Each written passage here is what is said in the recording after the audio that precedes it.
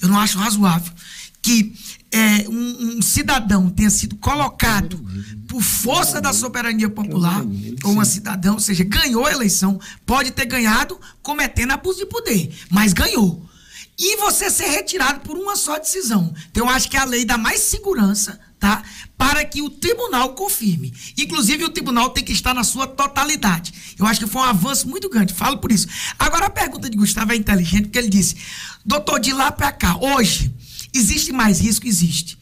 Pelo que eu acho que vocês vão aqui me perguntar muito, que é a questão da pré-campanha. As pessoas não têm dimensão.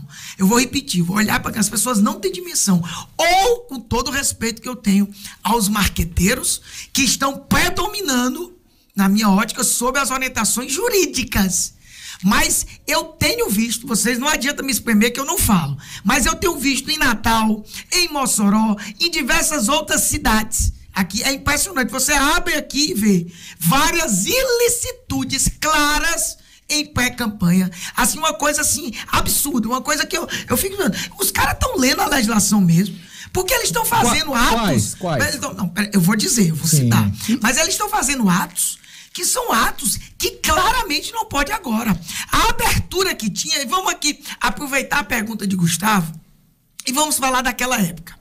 Naquela época, 2012, que não havia abertura nenhuma para se tratar em pré-campanha, não existia nada daquilo, a gente ficava, não só eu, mas vocês também, do jornalista, pisando nos ovos. Essa que era a verdade, a expressão é essa. Para se tocar, não podia falar de pré-candidatura, agora não pode. É simplesmente, com todo o respeito que eu tenho, se juntar estruturas partidárias, sem contabilidade nenhuma da justiça eleitoral, inclusive somando estruturas partidárias. Porque quem é que pode bancar hoje qualquer evento na chamada pré-campanha? O partido político. O partido político. Eu vou repetir, um partido político. Ora, não existe coligação. Então como é que você vai ter dois partidos juntos? Não pode, não existe momento. Só vai ter a estrutura da coligação quando houver o pedido, inclusive. O pedido à justiça eleitoral e o deferimento. Então hoje eu fico muito impressionado com esses lançamentos em pré-candidaturas, com a presença inclusive de várias estruturas partidárias, com discursos arrodados, tem exagerado na abertura que a legislação eleitoral permite. Isso aqui é o nome certo, exagerado. Porque se o pessoal está pensando que se houver representações do Ministério Público Eleitoral, que primeiro é o grande guardião de tudo isso, não coloque a culpa da justiça eleitoral. Vou logo aqui chamar, a justiça eleitoral não age de ofício. A justiça eleitoral espera, inclusive, que um dos interessados entre, por isso que no interior... A justiça eleitoral precisa ser provocada. Vai ser provocada. Ela vai poder agir de ofício na fase da propaganda.